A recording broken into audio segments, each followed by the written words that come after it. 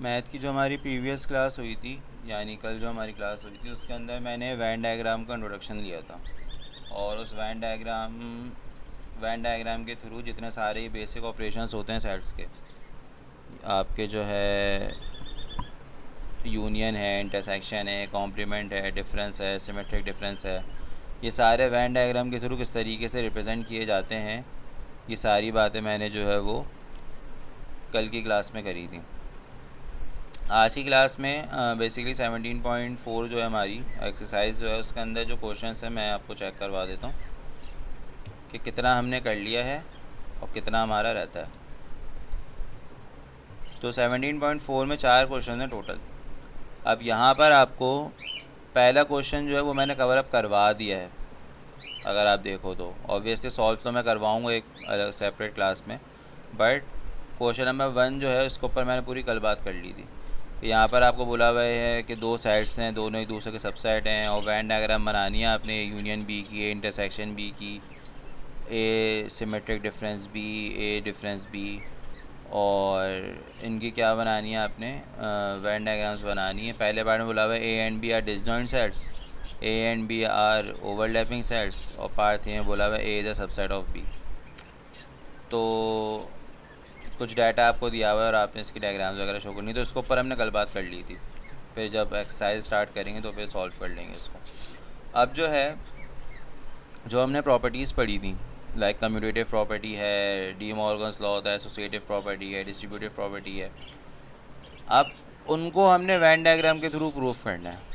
उनकी Venn diagram बनानी है जो थोड़ी सी ट्रिकी होती है, थोड़ी सी, मतलब कल तो हमने बड़ी सिंपल सिंपल सी देखी थी, आज जो है वो थोड़ा सा आपको दिमाग लगाना पड़ेगा वैन डायग्राम के अंदर, तो वो हमने आज करना है। तो मैंने जो है कल कहाँ तक करवाया था, यहाँ तक मैंने करवा दिया था। उसके बाद हमने आज जो है इसके आगे कंटिन्यू करना है। अब यहाँ पे वही बात हेडिंग डली हुई है कि वैन डायग्राम से हमने वेरीफाई करनी है commutative property of union intersection, associative law, distributive law, D Morgan's law. सबसे पहले कम्यूटेटिव प्रॉपर्टी है। कम्यूटेटिव प्रॉपर्टी का मैंने बताया था, यहाँ पे इन्होंने बोला हुआ है ए यूनियन भी बराबर है किसके, बी यूनियन ए के। यहाँ पे कम्यूटेटिव प्रॉपर्टी है यूनियन के लिए। तो अब आपके दो सेट्स आपके आ गए। एग्जाम्पल में आपको यहाँ पे कुछ सेट्स दिए हुए हैं। एक ए सेट है जिसमें 1 से लेकर 6 तक एलिमेंट्स हैं, एक बी सेट है जिसमें 4, 6, 8 हैं। अब ये ओवरलैपिंग सेट है, यानी इनमें कुछ ना कुछ कॉमन है। तो जब कुछ ना कुछ कॉमन होता है तो वो ओवरलैपिंग सेट्स कहलाते हैं, और उसको हम इस तरीके से मिला के बनाते हैं। ठीक है, अब बात वही है कि जो आपके सिर्फ ए के अंदर एलिमेंट्स हैं वो ए के अंदर लिख दिए, जो कॉमन है दोनों के अंदर वो बीच में लिख दिए, और जो सिर्फ बी के अंदर बची है वो साइड में लिख दिया उसके। अब अगर मैं इन दोनों का यूनियन करूँगा, तो मैंने कल भी बताया था, यूनियन में सारे ए वाले भी आएंगे, सारे बी वाले भी आएंगे पूरे, और जो कॉमन है वो भी आते हैं, लिखे जाते हैं, कंबाइन करके पूरा सेट लिखा जाता है। तो पूरी जो ये आपकी शेडिंग है ये पूरे में होगी, पूरे ये जो सर्कल्स बने हुए हैं। आ रही है बात समझ में? मैंने कल बताया था। क्लियर हो रहा है यहाँ तक? उसके बाद है बी यूनियन है, उसका मतलब अपोजिट है, बी पहले बना देंगे, ए बाद में बना देंगे, और फिर वो यूनियन कर देंगे इनका। ठीक है, तो ये भी मतलब वैसा ही है। तो ये कम्यूटेटिव लॉ को इन्होंने प्रूफ किया हुआ है किसमें, वैन डायग्राम के थ्रू। तो देख लो पूरा पूरा ही शेड हो रहा है आपका, जैसे लेफ़्ट साइड पे हुआ हुआ है। उसके बाद आपका है कम्यूटेटिव प्रॉपर्टी इंटरसेक्शन के लिए। तो इंटरसेक्शन में क्या आते हैं, कॉमन वाले आते हैं खाली, तो कॉमन वाला पार्ट शेड किया हुआ है। ठीक है, तो वही होगा दोनों केसेस के अंदर, तो ये भी ऑब्वियसली प्रूव हो गई। इसके बाद है आपका एसोसिएटिव। अब यहाँ पे मसला, यहाँ पे 3 सेट आ जाते हैं, तो 3 सेट की बनाना थोड़ा सा आपको कह सकते हो कि मुश्किल लगेगा। तो यहाँ पर मैं चलो इसको ड्रॉ करके दिखा दूँ, क्योंकि 3 सेट की कल हमने बना के देखी नहीं थी, 2 सेट की तो हमने बना के देखी थी।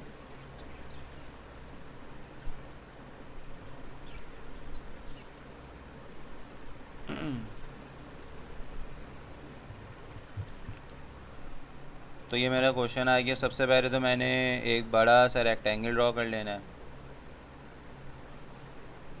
मैं जानबूझ के ज़्यादा बड़ा ड्रॉ कर रहा हूँ ताकि समझ में जो है वो इजी आ जाए। आपने अपने हिसाब से, अपने स्पेस के हिसाब से साफ़ सुथरा करके बना लेना है।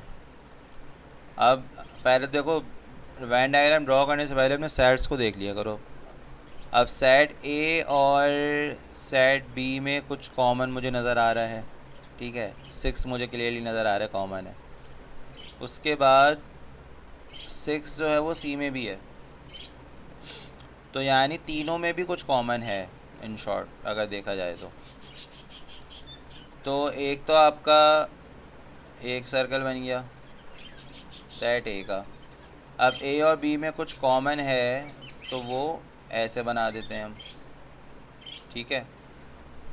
और अगर तीनों में भी कुछ कॉमन है एक साथ तो फिर हम उसको ऐसे ड्रॉ करेंगे। ये थोड़ा सा टेढ़ा हो गया, चलो खैर है, थोड़ा अजीब सा शेप बन रहा है हमारा ये, अब कुछ बेहतर लग रहा है, सही है। तो ये मैंने कह लो फ्लावर टाइप कुछ बन गया ही है। और इसके अंदर अब लेबलिंग की अगर मैं बात करूँ ये सेट ए है, ये सेट बी है और ये आपका सेट सी है, और ये ओवरऑल कौन सा है, यूनिवर्सल है। अब इनके अंदर जो आपके एलिमेंट्स हैं, अब देखो भाई, सबसे पहले कॉमन फिल कर दो। ए और बी में क्या कॉमन है, सिर्फ 6 कॉमन है, तो ए और बी के जो कॉमन है वो यहाँ लिखे जाएंगे, है ना, क्योंकि ये ए और बी का कॉमन पार्ट है। तो 6 मैं लिख दूंगा यहाँ पर, ठीक हो गई बात। उसके बाद बल्कि एक मिनट ना, तीनों में कॉमन है ना 6, उसमें भी दिया हुआ है, इसमें भी है, इसमें भी है और इसमें भी है। तो तीनों के जो कॉमन की स्पेस है ना, ये है तीनों में कॉमन, ये पार्ट ए में भी है, ये बी के अंदर भी है, सी के अंदर भी है। तो यहाँ पर आपका 6 लिखा जाएगा क्योंकि वो तीनों में कॉमन है, ठीक हो गई बात। इसके अलावा अब हम देखें तो ए और बी में इसके अलावा तो कुछ कॉमन नहीं है, 6 ही कॉमन था, वो हमने लिख दिया, वो 6 तीनों में ही कॉमन है। इसके अलावा फिर अगर मैं देखूं तो ए और सी में देखते हैं कुछ कॉमन है क्या मज़ीद। 5 कॉमन है दोनों में, ए और सी में 5 के अलावा कुछ नहीं है। तो ए और सी में जो कॉमन वाला पार्ट है वो ये रहा, ठीक है। तो आपका जो 5 है वो यहाँ पर आ जाएगा क्योंकि वो ए और सी दोनों में कॉमन है। इसके बाद अच्छा मैंने 5 पुट कर दिया है और मैंने 6 पुट कर दिया। अब मैं देखता हूँ कि बी और सी में कुछ कॉमन है, बी और सी में 8 कॉमन आ रहा है, तो ये बी और सी का हिस्सा है, तो यहाँ पर आपका कौन आ जाएगा, 8 आ जाएगा। तो 8 भी हमने रख दिया। अब जो बाकी एलिमेंट्स मुझे नज़र आ रहे हैं वो मुझे कॉमन वाले नहीं हैं। ए में मेरे बच गए 1 2 3 4, बी में मेरा बच गया 10, सी में मेरा बच गया 7। तो ये आपकी 3 सेट्स के लिए क्या बन गई, आपकी वेन डायग्राम बन गई, ठीक है। तो 3 सेट्स किस तरीके से बनाते हैं, क्लियर है, इसमें कोई मसला।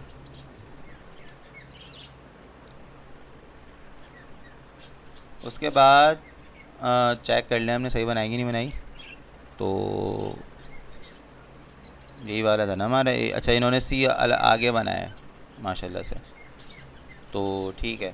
देख लो ए और बी में कुछ कॉमन नहीं था, यहाँ खाली है, ये ए और बी का पार्ट है। और ए और सी में 5 कॉमन था, तीनों में जो कॉमन था वो 6 था, और बी और सी में 8 कॉमन था। तो सही है, सही बनी है हमारी वेन डायग्राम।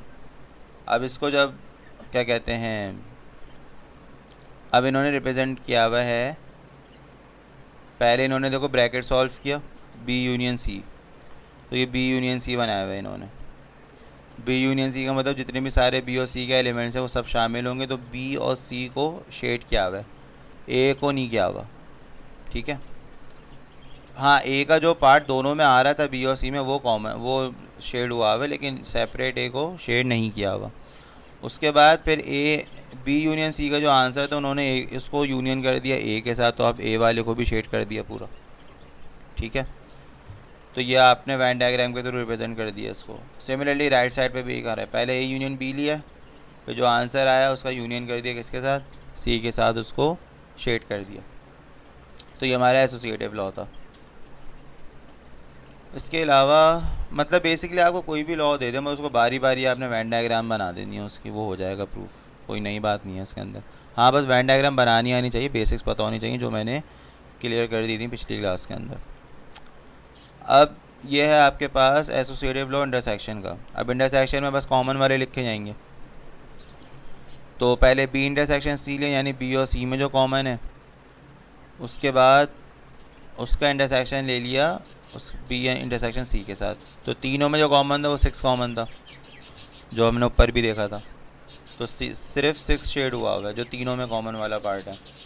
और यहाँ पे भी यही करेंगे, पहले इंटरसेक्शन बी लिया, ए और बी में सिर्फ 6 ही कॉमन था, फिर उसका इंटरसेक्शन ले लिया सी के साथ, तो तीनों में भी 6 ही कॉमन था खाली। तो वो आपका दोनों साइड देख लो बराबर आ रही हैं। तो वही बारी बारी जैसे मैंने भी सॉल्व करके दिखाया था, ये पूरा वैसे ही क्या करेंगे हम सॉल्व करेंगे।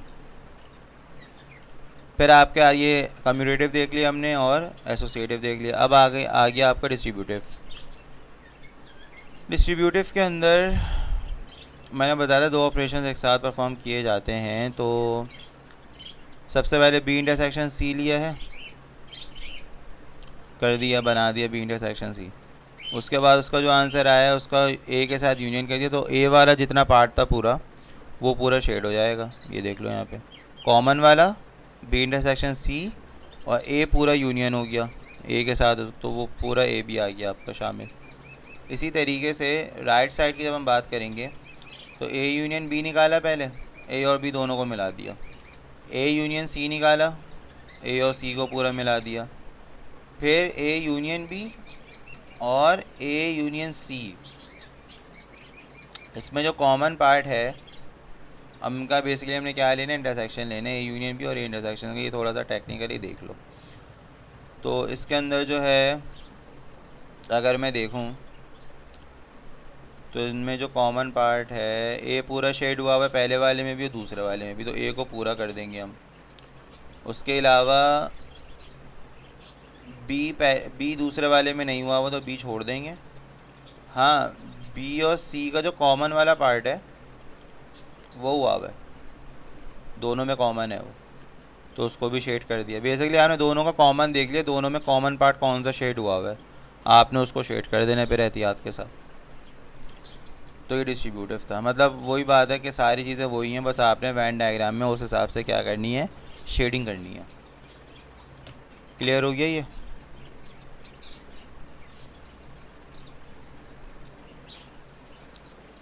हाँ मतलब जो आपका आंसर आएगा ना, आंसर में जो जो पार्ट इंक्लूड होगा आपका सेट्स के अंदर, जैसे अगर मैं ए यूनियन बी लूँ तो ए यूनियन बी में सारे ए के एलिमेंट भी होंगे, सारे बी के एलिमेंट भी होंगे, है ना। तो ये देख लो पूरा ए और पूरा बी पूरा शेड किया हुआ है। अगर मैं ए और सी का यूनियन लूँगा तो उसमें सारे पूरा ए होगा और पूरा सी होगा, तो पूरा ए शेड हुआ हुआ है, देख सकते हो, पूरा सी हुआ हुआ है। बी जो बच गया बी को नहीं करा हुआ क्योंकि बी है ही नहीं शामिल। तो आपके आंसर में जो चीज़ें इंक्लूड होती हैं ना वो पूरी शेड कर देते हैं। आ रही है बात समझ में? उसके बाद बाकी थोड़ी बहुत जो कन्फ्यूजन अगर रह भी जाएगी माइंड में तो वो जब मैं पूरे सॉल्व करके दिखाऊंगा तो एक्सरसाइज के क्वेश्चन उसमें क्लियर हो जाएगी। ये तो एक इंट्रोडक्टरी पार्ट है उसका, ताकि माइंड बन जाए थोड़ा कि हम करने क्या वाले हैं, ताकि फिर जो थोड़ी बहुत कन्फ्यूजन रह जाएंगी वो फिर उसमें क्लियर हो जाएंगी। डायरेक्टली वो कराऊंगा तो फिर अगर उसमें कहीं मसला होगा तो फिर वो मसला रहेगा। अच्छा भाई, फिर वो डिस्ट्रीब्यूटिव लॉ दूसरा वाला है, इंटरसेक्शन ओवर यूनियन वाला, ये भी वैसे ही है। तो इन शॉर्ट ये कि बस आपने जैसे 3 वेन डायग्राम बनानी आनी चाहिए कि 2 सेट की कैसे बनाते हैं, 3 सेट की कैसे बनाते हैं, जो मैंने बना के दिखाई। एंड देन फिर आपने बारी बारी उसके अंदर अपने जो भी स्टेटमेंट आपने प्रूफ करनी है उसके अकॉर्डिंग आपने क्या करना होता है, उसको शेडिंग करनी होती है उसके अंदर। ठीक है, अब आपको कोई भी लॉ दे दें, आपको कम्यूटेटिव दे दें, आपको एसोसिएटिव दे दें, डिस्ट्रीब्यूटिव दे दें, डी मॉर्गन दे दें, तो ये आपको फिर उस हिसाब से आपने करना होता है। ठीक है, तो ये आपका डी मॉर्गन्स लॉ होता है। एंड देन फिर हमारी एक्सरसाइज है। तो एक्सरसाइज जो है इंशाल्लाह हम अगली क्लास में पूरी एक साथ ही कवर करेंगे कोशिश करके। तो वैन डायग्राम का पार्ट हमारा ख़त्म हो गया। ये सेट्स की तकरीबन समझ लो आखिरी एक्सरसाइजेज, सेट यहाँ पे एंड हो जाएंगे। अगली जो आई बिलीव सो 1 या 2 एक्सरसाइजेज हैं जो कि आपकी फंक्शन से रिलेटेड है। दूसरा जो टॉपिक था सेट्स एंड फंक्शंस आपके चैप्टर का नाम है, तो सेट्स का जो पार्ट था वो यहाँ तक तकरीबन ख़त्म हो गया। हाँ, फंक्शन का फिर टॉपिक हमारा स्टार्ट होगा उसके बाद, मतलब समझ लो जो हमारी अगली क्लास होगी उसमें 17.4 हम ख़त्म कर लेंगे। फिर उसकी जो अगली क्लास होगी उसमें फिर हम फंक्शन वाला पार्ट स्टार्ट कर देंगे, और वो उतना ज़्यादा उसमें टाइम लगेगा नहीं, क्योंकि कुछ कॉन्सेप्ट उसमें सेट्स के यूज़ होते हैं तो वो पता ही है, सेट्स हमने पढ़ लिए भाई। कुछ एक्स्ट्रा 1-2 बातें हैं काम की जो कि बतानी पड़ती हैं, बाकी उसमें इतना मसला नहीं होता। तो वो समझ लो हो सकता है उसमें मैक्सिमम 2 या 3 क्लासें लगें, हमारा चैप्टर जो है वो फिर ख़त्म हो जाएगा। ठीक है।